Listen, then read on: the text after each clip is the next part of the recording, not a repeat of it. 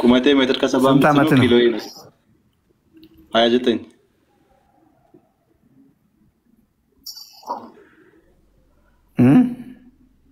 እድሜ 29 ቁመት ሜትር ከ73 ኪሎ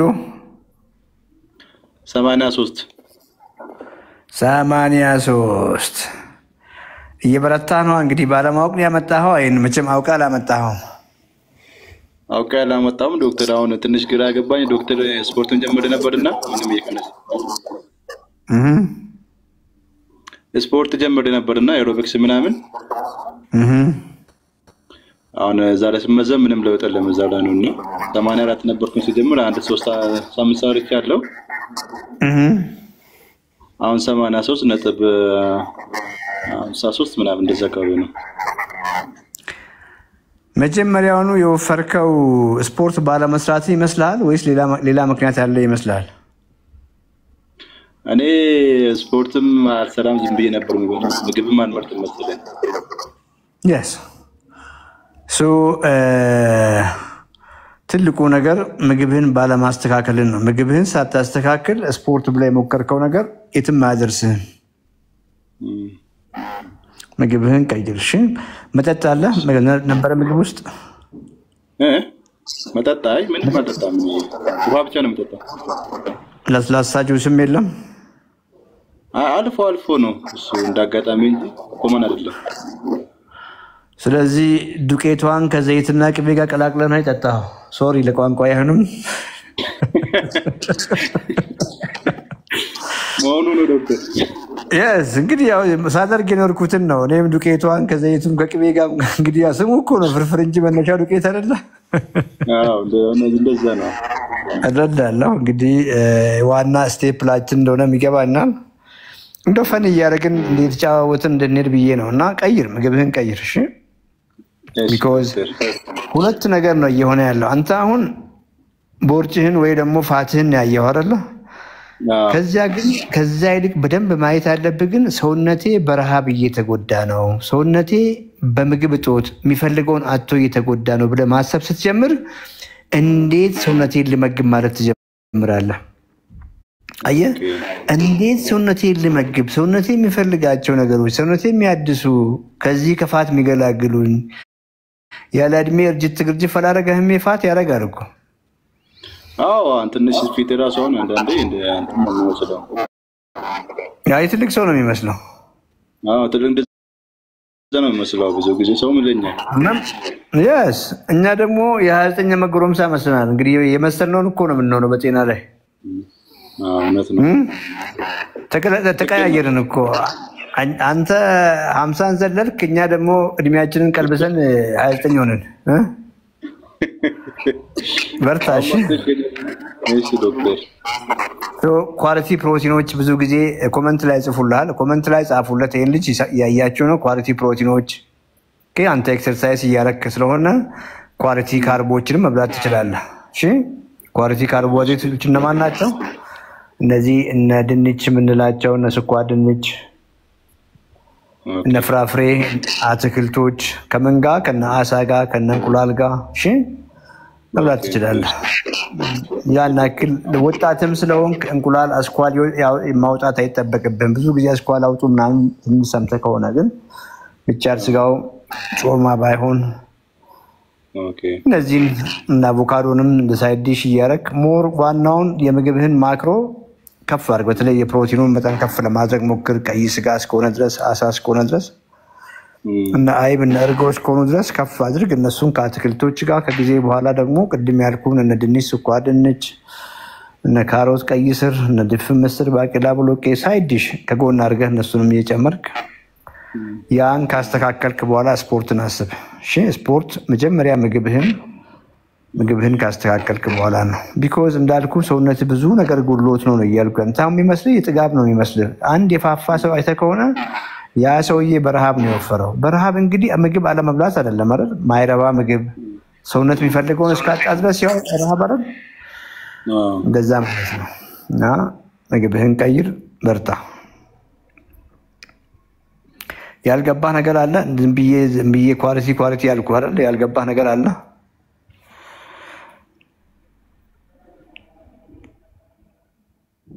ድምፅ ጠፍቷል።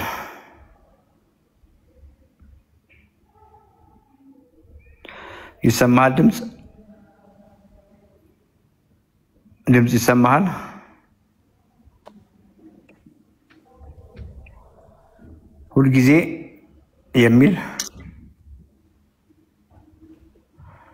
ሁልጊዜ የሚል ከሚዩት ላይ እሺ።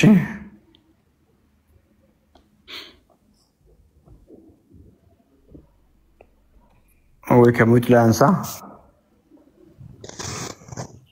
ሰላም ዶክተርዬ።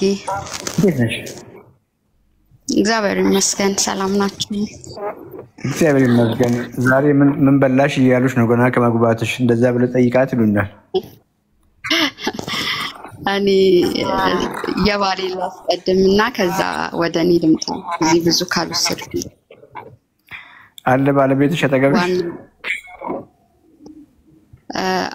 አሁን አጠገቤ የለም፣ ውስጥ ነው ያለው። ፕሮግራም ላይ ስለሆነ ነው።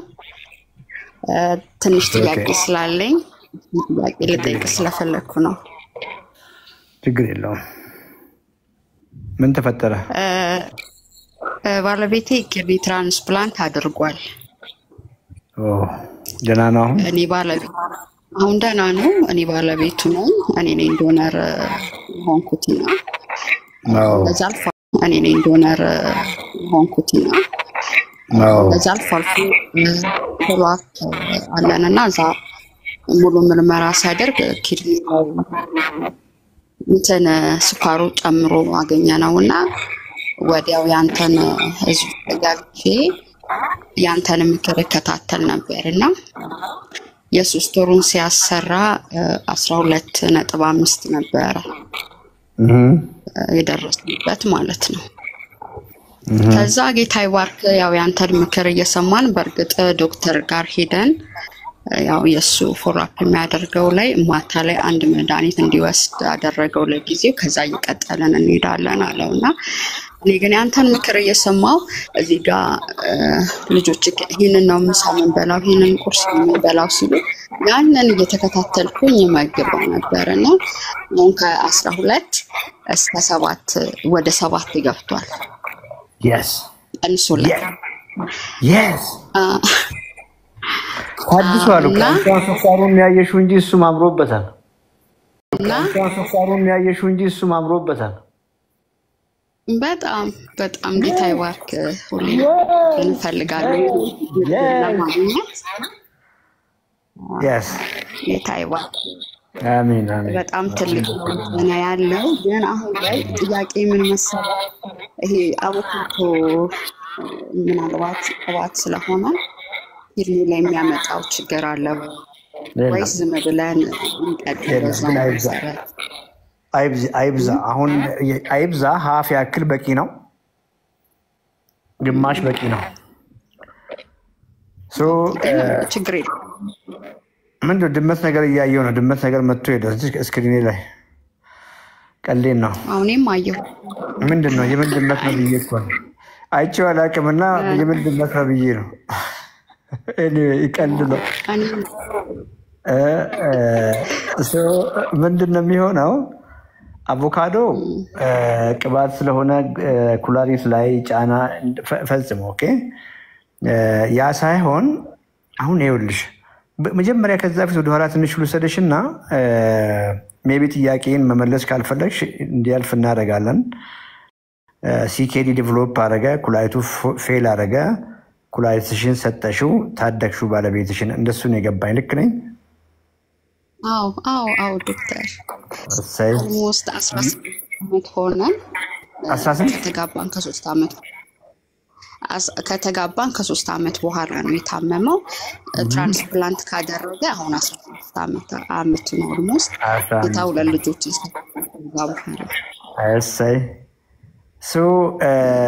እንደው የኩላሊቱ ፌል ያደረገበት ምክንያት ይታወቃል? ከዚህ ከስኳር ጋር የተያያዘ ከሆነ ብዬ ነው ጠያየቀ።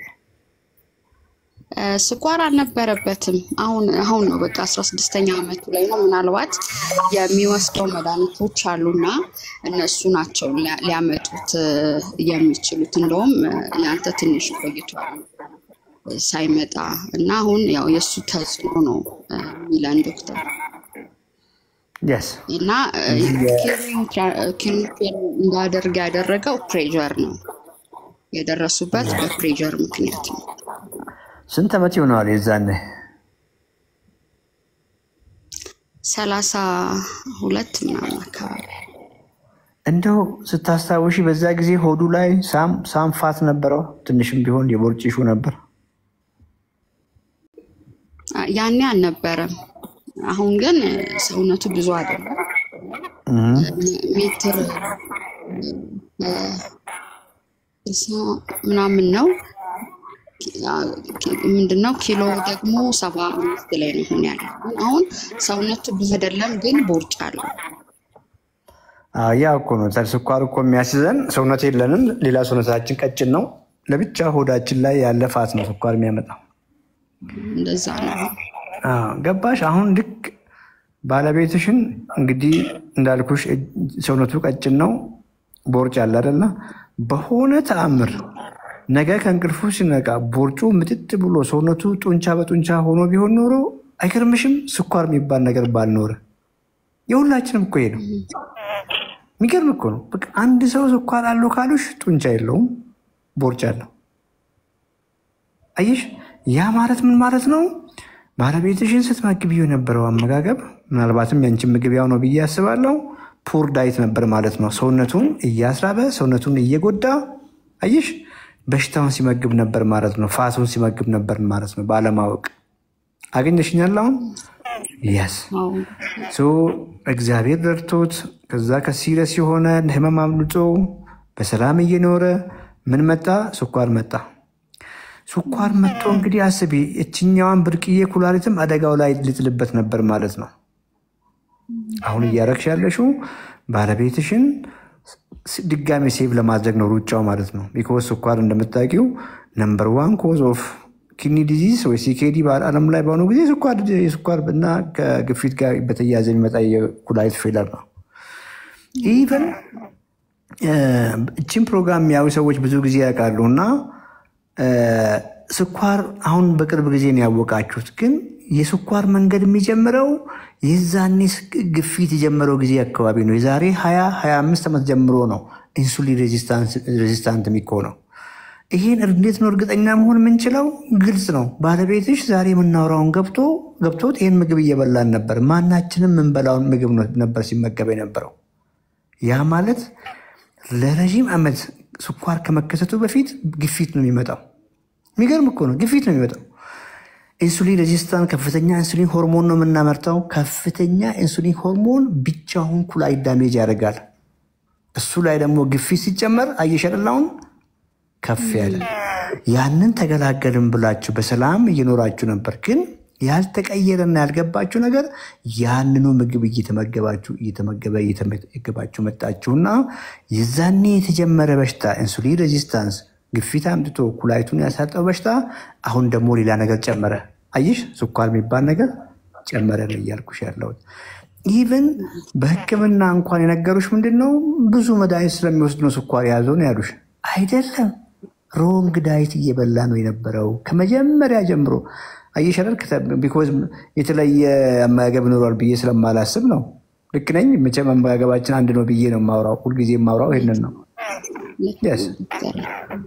ይሄ ከገባሽ ከዚህ በኋላ ማንም ወደኋላ አይመልስሽም ነው እያልኩ ያለሁት። መጀመሪያውኑም ያው ፑር ዳይት ነው።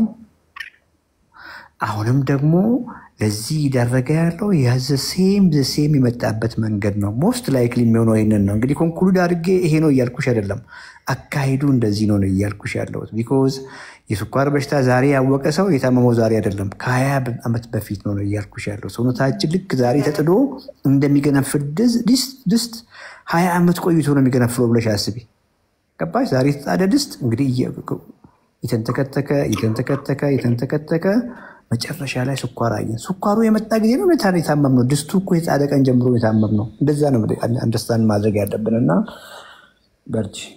ሶ የጠየቅሽኝ የአቮካዶ ኢሹ አይብዛን ያልኩሽ አይብዛ ያልኩሽ ደግሞ ኩላሊት ላይ ጫና ስለሚያመጣ ሳይሆን ኦልሬዲ ያልተገላገለው ፋት አለው ባለቤትሽ ኢንሱሊን ሬዚስታንት ነው ሴሎቹ በሙሉ በጣም መርዛማ በሆኑ ፋቶች የተሞሉ ናቸው ክሊንስ ስለማድረግ ነው አሁን እነዛ ፋቶች ከሰውነቱ አልቆ በዛ በተቃራኒ ደግሞ ከፍተኛ ጡንቻ እስካልገነባ ድረስ ባለቤትሽ የትኛው የሚመጣው ፋት ሄልዚ ቢሆንም እንደ አቮካዶ እንደ ኦቾሎኒ ሄልዚ ቢሆንም ኦኬ እንደነ ውቅያኖስ አሳዎች እንደነ ሳልመን ሰርዲን ሄልዚ ቢሆንም የተገደበ ፋት ነው መብላት ያለበት ነው እያልኩሽ ያለው ከዛ ይልቅ አይ ቲንክ እነ ፍቅር አሉ እነ ትዝታም አሉ ይመስለኛል ኮሙኒኬት አርጊንና የሱ ያንቺም የዴይሊ ፕሮቲን በጣም ጥንቃቄ ይጠይቃል በተለይ የሱ ኦኬ ቢኮዝ ካልኩሌትድ ሆኖ አንድ ኖርማል ሄልዚ ኪድኒ ጤነኛ ኪድኒ ያለው ሰው ስለ ፕሮቲን ካልኩሌሽን ብዙም ላያስጨንቀን ይችላል ግን የእናንተ ኢሹ ደግሞ ጀስት ክሊኒካሊ በጣም ክሎዝ ፎሎ አፕ ይጠይቃል ሚል ፕላኑ ተሰርቶለት በየጊዜ ፎሎ አፕ ይጠይቃል እና አንዳቸውን ኮሙኒኬት አድርጊ ሌላ ጥያቄ ያለ ያልመለስኩልሽ አይ በቃ እሺ እነሱን አገኛቸዋለሁ ሰላም በይልኝ ኦኬ ነገሮች ባለማወቅ ነው የሆኑት በዩ ግድ የለህም ሁሉ ነገር ይቀየራል ከዚህ በኋላ ይሆናል እንደምን ስለማቅ ነው